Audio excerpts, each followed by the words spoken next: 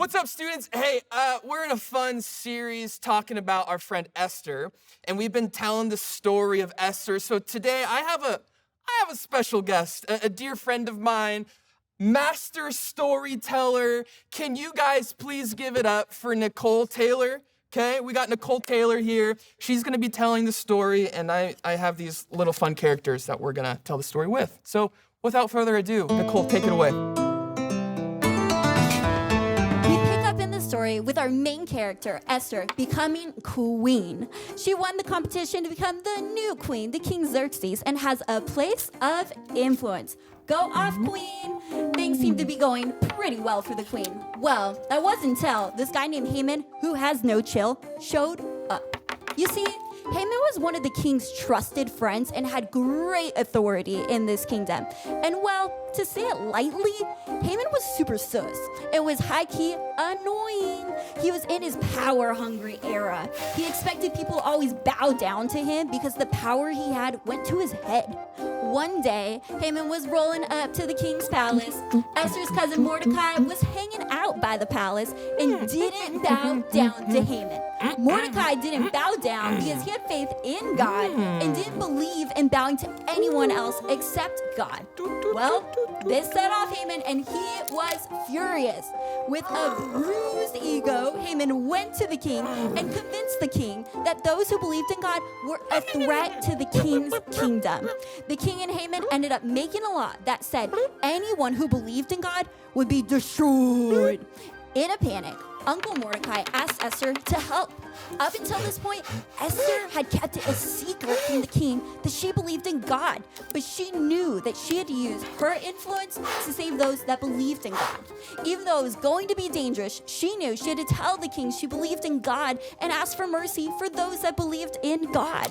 Esther ultimately decided to do the hard thing, sacrifice her safety, and use her influence to stand up for God's people.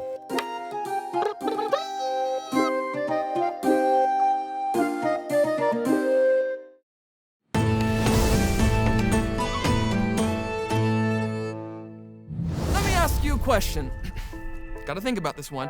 When do you think humans are the most savage? You heard me right. Like, what stage of life are you the most blatantly mean to other people? Could it be when you're a baby? I don't know. Okay, hear me out.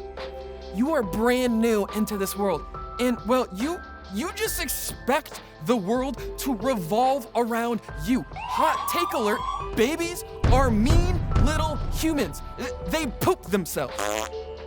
And then they just lay there in their poop with their hands above their head. And they just expect the parent to change the diaper?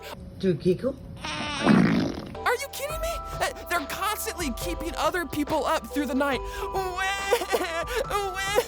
Look at me. I'm a baby. Like, okay, little homie, we get it. It's 2 a.m. Go to sleep. Or maybe, I don't know, maybe it's adulthood. I see some of you right now awkwardly looking at your coach. You stop that. You do not look at your coach. Your coaches aren't mean. Your coaches are angels. Give them a hug, dab them up, because they are literally the best.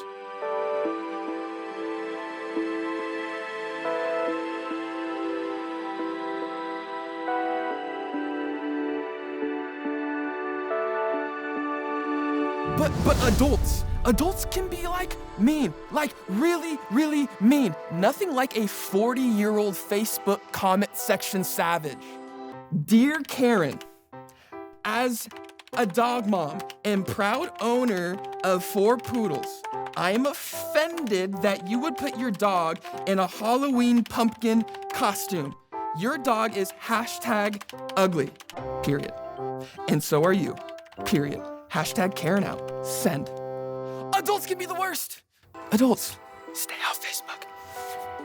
Turn to someone right now and tell them when you think the most savage time of someone's life is.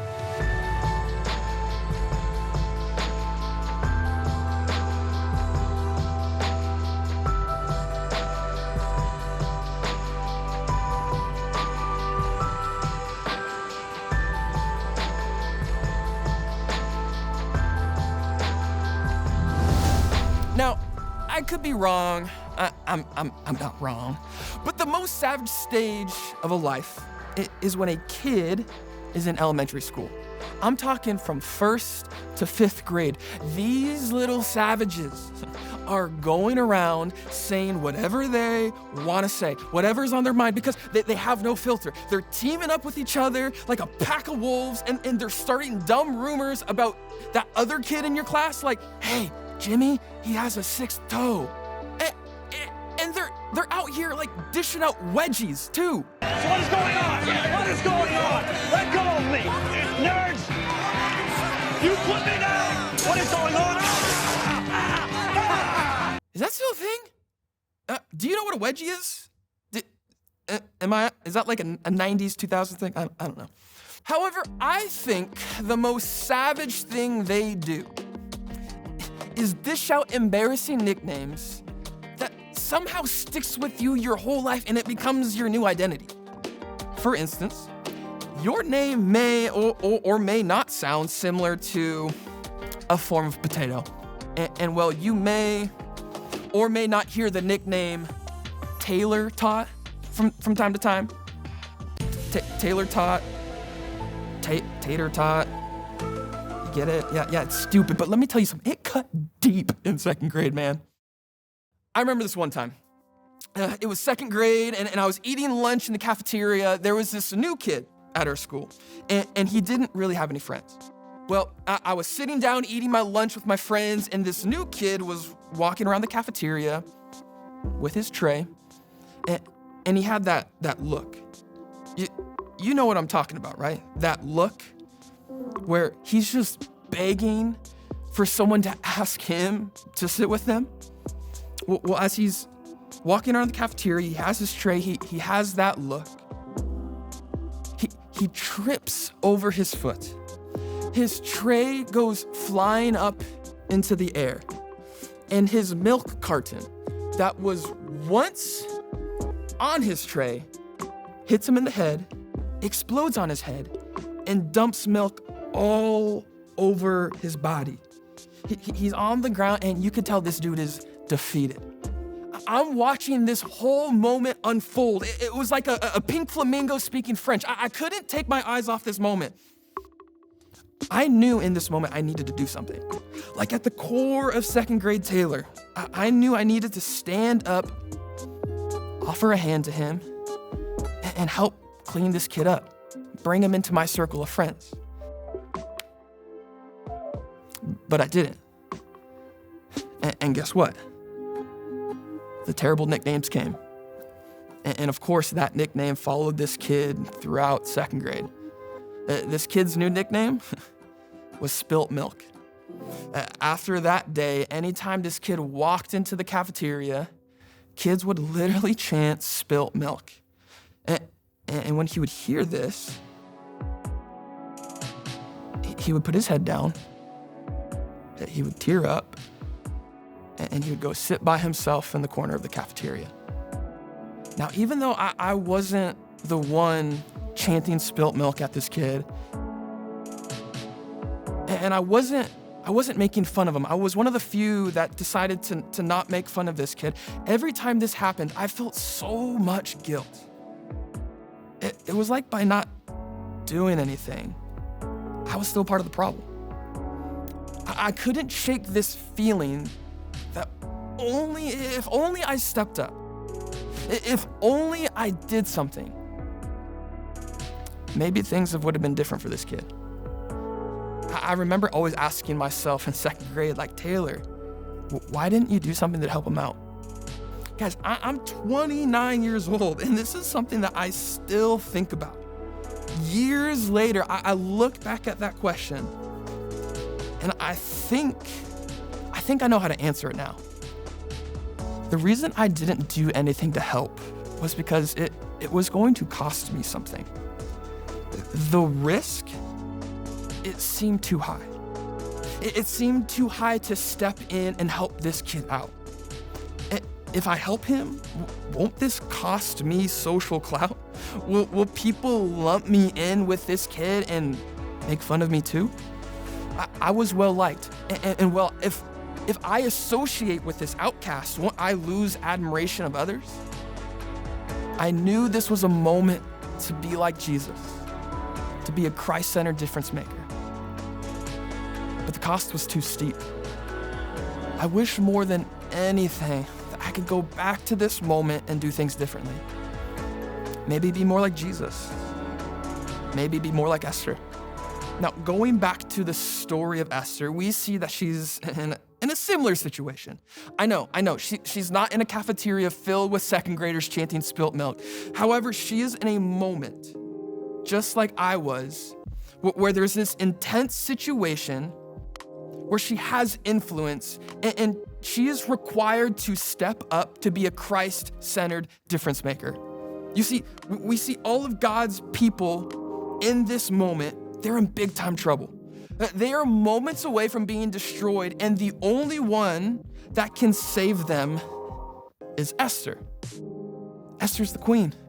She's in a place of power and influence, and she's the one that can go to the king and stop this law from attacking God's people.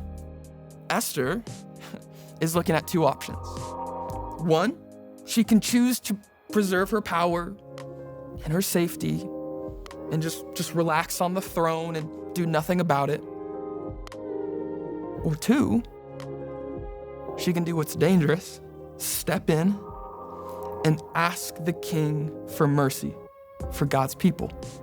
But you see, the cost of this option is massive. It could literally cost Esther her life. Now, Esther looks at both options, and ultimately, she's willing to pay the cost. She steps up, she uses her influence, and decides to help God's people. Guys, take a look at this verse. This verse is one of my favorite in the story of Esther. Esther 4:16 says this, and this is Esther speaking.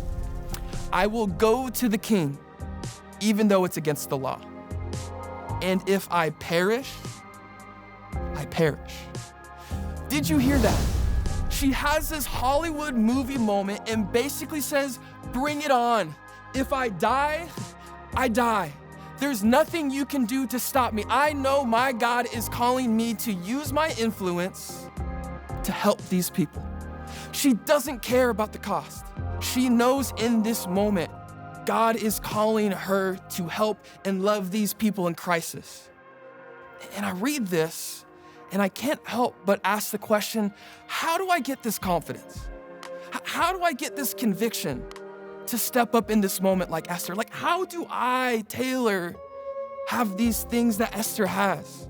And I think a lot of you sitting and listening to this story are asking that question too. And some of you are like, Taylor, I get it. We're supposed to use our influence to help others. Yeah, I get it. There's moments where I can step in, but like, you can't convince me it's worth it. It's just not worth it. For those that are skeptical, just hear me out really quick. Here's what Esther realized.